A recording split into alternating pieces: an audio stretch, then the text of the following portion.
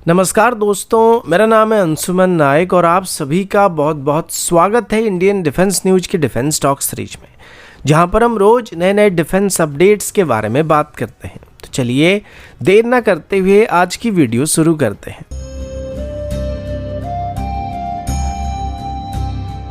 आज की पहली अपडेट ट्विन इंजन डेग वेस्ट फाइटर की तरफ से है। रिसेंटली डिफेंस मिनिस्ट्री की तरफ से इंडियन नेवी के लिए 80 के आसपास ट्विन इंजन डेग वेस्ट फाइटर को खरीदने के लिए अप्रूवल दे दिया गया है, लेकिन आगे चल के इंडियन नेवी की तरफ से अपनी सर्विस में 145 से ज़्यादा ट्विन इंजन डेग वेस्ट फाइटर को इंडक्ट करने का प्लान किया जा रहा है, जो कि सेकेंड बैच में खरीदे जा सकते हैं। प्राइमरीली ट्विन इंजन डेग वेस्ट फाइटर को 2030 तक प्रोडक्शन में एंटर करना था और अब तक इसकी पहली प्रोटोटाइप बन जानी चाहिए थी, लेकिन प्रॉब्लम यह है कि अभी तक ट्विन इंजन डेग वेस्ट फाइटर के लिए फंडिंग तक नहीं किया जा सका है और इसी वजह से अभी तक इसका डेवलपमेंट कुछ खास आगे नहीं बढ़ पा रहा है।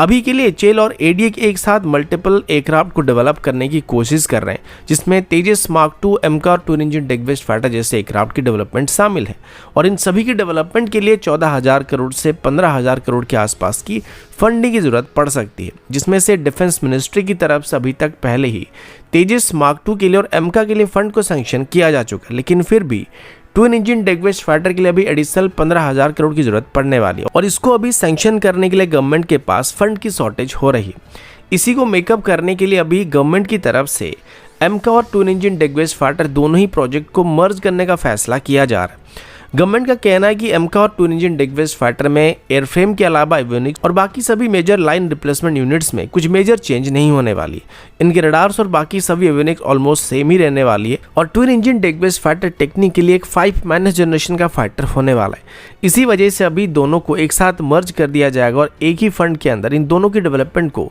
आगे बढ़ाने की बात की जा रही है। इसके बाद प्रोडक्शन के टाइम पर भी सेम अप्रोच को अपनाया जाने वाला है और सेम प्रोडक्शन लाइन पर दोनों ही एयरक्राफ्ट को मैन्युफैक्चर किया जाने वाला है। इसे दोनों ही एयरक्राफ्ट की यूनिट कॉस्ट को काफ़ी हद तक कम किया जा सकता है, जो कि आगे चल के बड़ी मात्रा में इनको हमारे सर्विस में शामिल करने में मदद करने वाला है।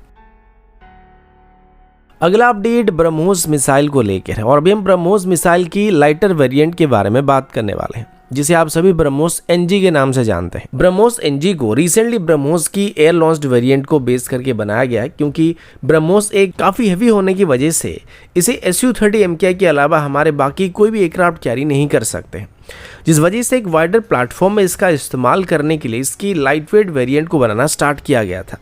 और इसी वजह से प्राइमरीली ब्रह्मोस एनजी का जो यूज़र होने वाला था वो इंडियन एयरफोर्स होने वाला था, लेकिन अभी ब्रह्मोस एरोस्पेस की तरफ से ब्रह्मोस एनजी को इंडियन आर्मी को ऑफर करने के बारे में प्लान किया जा रहा है और इसके लिए ब्रह्मोस एनजी की एक लैंड बेस्ड वेरिएंट को भी डेवलप करने के बारे में ब्रह्मोस एरोस्पेस की तरफ से प्रपोजल दिया जा रहा है। ब्रह्मोस एरोस्पेस का कहना है कि अभी ब्रह्मोस एनजी की जो लैंड बेस्ड वेरिएंट होगा उसमें एडिशनल बूस्टर सेक्शन मौजूद रहेगा और इनको 8x8 व्हीकल के ऊपर माउंट किया जाएगा। तो टेक्निकली एग्जिस्टिंग ब्रह्मोस मिसाइल की लैंड बेस्ड वेरिएंट के मुकाबले हल्के होने के साथ साथ ज़्यादा मोबाइल भी होने वाला है और खास करके हाई अल्टीट्यूड रीजन में डिप्लॉय करने के लिए आर्मी के लिए एग्जिस्टिंग ब्रह्मोस बैटरी के मुकाबले बेहतर ऑप्शन हो सकते हैं। हालांकि अभी तक आर्मी की तरफ से इसके बारे में कोई ऑफिशियल स्टेटमेंट नहीं दिया गया और इसमें ज़्यादा इंटरेस्ट नहीं दिखाया गया, लेकिन नेवी की तरफ से अभी ब्रह्मोस एनजी को एक्वायर करने के लिए इंटरेस्ट दिखाया जा रहा है और नेवी की तरफ से अभी अपनी सबमरीन में इसे इंटीग्रेट करने का प्लान किया जा रहा है और इसके लिए ब्रह्मोस एरोस्पेस को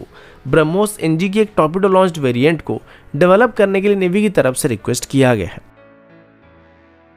अगला update ballistic missile defence system की तरफ से है। अभी तक आपको पता होगा कि भारत की तरफ से जो बैलिस्टिक मिसाइल डिफेंस सिस्टम को डेवलप किया गया है, ये एक 2 लेयर की मिसाइल डिफेंस सिस्टम है जो कि दुश्मन की बैलिस्टिक मिसाइल्स को एटमॉस्फेयर के अंदर और बाहर दोनों तरीके से डिस्ट्रॉय कर सकता है। लेकिन रिसेंटली डीआरडीओ की तरफ से अपने हाइपरसोनिक मिसाइल प्रोग्राम के कुछ इमेजेस को शेयर किया गया था, जिसमें एक हाइपरसोनिक इंटरसेप्टर मिसाइल को देखा गया था और इसी के साथ ये बात पता चला था कि अभी डीआरडीओ की तरफ से बैलिस्टिक मिसाइल डिफेंस सिस्टम में एक और लेयर की सेफ्टी को भी ऐड करने की कोशिश किया जा रहा है। अभी भी हमारे जो इंटरसेप्टर मिसाइल्स हैं ये हाइपरसोनिक बैलिस्टिक मिसाइल को इंटरसेप्ट कर सकते हैं, लेकिन समय के साथ साथ हाइपरसोनिक मिसाइल बेहतर से बेहतर हो रहे हैं और ऐसे कंडीशन में इनको काउंटर करने के लिए अभी स्पेसिफिक इंटरसेप्टर मिसाइल को डेवलप करने का प्लान किया जा रहा है। हाइपरसोनिक मिसाइल वो मिसाइल्स होते हैं जो कि मार्क 5 से भी ज्यादा स्पीड में ट्रैवल कर सकते हैं और इनको काउंटर करने के लिए डीआरडीओ की तरफ से अभी 2 अलग अलग कैटेगरी की इंटरसेप्टर मिसाइल को डेवलप करने की बात की गई है। इन दोनों मिसाइल का नाम ADH और ADAM होने वाला है।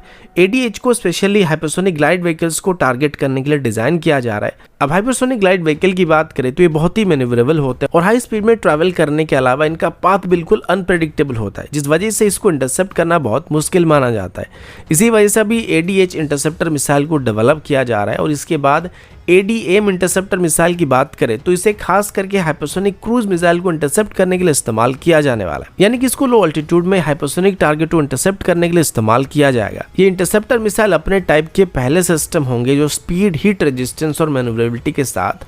हाइपरसोनिक थ्रेट को एटमॉस्फेयर के अंदर इफेक्टिवली एंगेज करने की क्षमता रखने वाले और ये अपने आप में पहले ऐसे सिस्टम होने वाले जो कि दुश्मन की हाइपरसोनिक वेपन को भी काउंटर करने के लिए सफल होने वाले, जो कि हमें पूरी तरीके से दुश्मन की किसी भी तरीके की मिसाइल से सेफ्टी को प्रोवाइड करने वाला है। अगला अपडेट HJT-36 एयरक्राफ्ट को लेके है। इसको सितारा भी कहा जाता है और ये एक इंटरमीडिएट जेट ट्रेनर एयरक्राफ्ट है जिससे मिड लेवल की कैडेट्स को फ्लाइट ट्रेनिंग को प्रोवाइड करने के लिए इस्तेमाल किया जाता है। अभी तक हमारे पास इस सेगमेंट में कोई भी ऐसे इंडिजिनस एयरक्राफ्ट मौजूद नहीं थे, जिस वजह से HAL की तरफ से एक इंडिजिनस इंटरमीडिएट जेट ट्रेनर यानी कि HJT-36 को डेवलप करने का फैसला किया गया था। लेकिन इसकी डेवलपमेंट में हमें काफी सारे चैलेंजेस का सामना करना पड़ा था। 2017 में इंडियन एयरफोर्स की तरफ से इसे अपनी सर्विस में ही शामिल करने से मना कर दिया गया था, क्योंकि ये इंडियन एयरफोर्स की रिक्वायरमेंट के हिसाब से 6 स्पीड स्पिन ट्रायल को कंप्लीट नहीं कर पाया था। इसके बाद HAL ने UK aerospace major BAE system के साथ मिलकर एयरक्राफ्ट की रियर और टेल सेक्शन में कुछ मॉडिफिकेशन करने का फैसला किया गया था और नए मॉडिफिकेशन के साथ ये इंडियन एयरफोर्स की रिक्वायरमेंट को पूरा करने में सफल हो गया था। इन रिवाइज्ड डिजाइन को एक्सटेंसिवली मैथमेटिकल मॉडलिंग और विंड टनल टेस्ट के जरिए वैलिडेट किया गया था, जिससे एरोडायनामिक स्टेबिलिटी और सेफ स्टॉल और स्पिन रिकवरी इशू ठीक हो गए थे। इसके बाद इसकी फुल स्केल प्रोडक्शन को लेकर रास्ता बिल्कुल साफ कर दिया गया था और अभी HAL की तरफ से बताया गया कि इस एयरक्राफ्ट की फर्दर डेवलपमेंट सही तरीके से चल रहे हैं और 2028 तक इसकी सीरीज प्रोडक्शन को स्टार्ट करने का प्लान किया जा चुका है। इंडियन एयरफोर्स के पास करेंटली 85 इंटरमीडिएट जेट ट्रेनर की रिक्वायरमेंट है, जो उनके पुराने हो रहे HJT-16 किरण ट्रेनर एयरक्राफ्ट की फ्लीट को रिप्लेस करने के लिए इस्तेमाल किए जाएंगे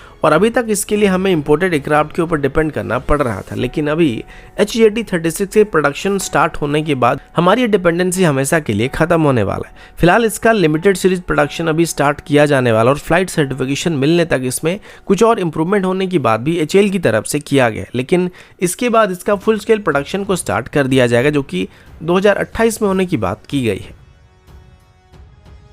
अगला अपडेट ध्रुव हेलीकॉप्टर की तरफ से। एक रिसेंट ट्रेजिक क्रैश के बाद इंडियन आर्म फोर्सेस के लगभग 330 ध्रुव एडवांस लाइट हेलीकॉप्टर की पूरी फ्लीट को अभी टेम्परेरीली ग्राउंडेड करने का फैसला किया गया है। पोरबंदर में हुई इस दुर्घटना में 2 पायलट्स और एक एयर क्रू की जान चली गई थी, जो ध्रुव हेलीकॉप्टर की सेफ्टी रिकॉर्ड पर एक बार फिर से सवाल उठा रहा है। इस क्रैश के बाद जो सेफ्टी कंसर्न सामने निकल कर आया है, ये ध्रुव हेलीकॉप्टर की लायबिलिटी के ऊपर फिर से डिस्कशन को शुरू कर रहा है। हिंदुस्तान एरोनॉटिक्स लिमिटेड की तरफ से भी एक सीनियर इन्वेस्टिगेशन टीम को इस रिसेंट एक्सीडेंट की जांच करने के लिए भेजा है, लेकिन HAL की इस अप्रोच के ऊपर भी सवाल किए जा रहे हैं। एक एक्सपीरियंस हेलीकॉप्टर पायलट का कहना है कि पिछले 4 महीनों में 2 एडवांस लाइट हेलीकॉप्टर क्रैश हो चुके हैं, जिसमें 4 इंडियन कोस्ट गार्ड के पायलट्स और 2 डाइवर्स की जान जा चुकी है और अभी तक HAL की तरफ से इन हेलीकॉप्टर में जो सोल्यूशन प्रोवाइड किया जा रहा है वो सब ऑप्टिमल या क्विक फिक्स सोल्यूशन हो रहे हैं, यानी कि हेलीकॉप्टर की जो एक्चुअल प्रॉब्लम है उसको पूरी तरीके से अभी तक ठीक नहीं किया जा सका है। इस स्टेटमेंट से क्लियर होता है कि हेलीकॉप्टर की सेफ्टी और ऑपरेशनल प्रोसीजर पर एक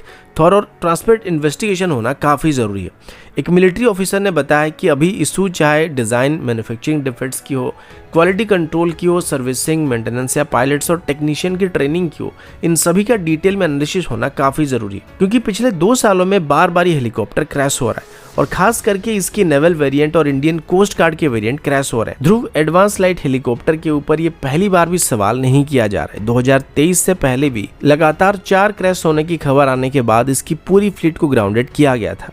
तब के डाटा के हिसाब से आर्मी के पास अभी लगभग 180 के आसपास हेलीकॉप्टर मौजूद है, जिसमें से 60 इसकी वेपनाइज्ड वेरिएंट है, 75 इंडियन एयरफोर्स के पास मौजूद है, 24 इंडियन नेवी के पास मौजूद है और 19 इंडियन कोस्ट गार्ड की फ्लीट में शामिल है। इन सभी को ग्राउंडेड किया गया था और अभी बार बार हेलीकॉप्टर का ग्राउंडेड होना न सिर्फ उनके डिजाइन और मैन्युफैक्चरिंग पर सवाल कर रहा है, बल्कि ट्रेनिंग और मेंटेनेंस प्रोटोकॉल के ऊपर भी सवाल करने के लिए मजबूर कर रहा है।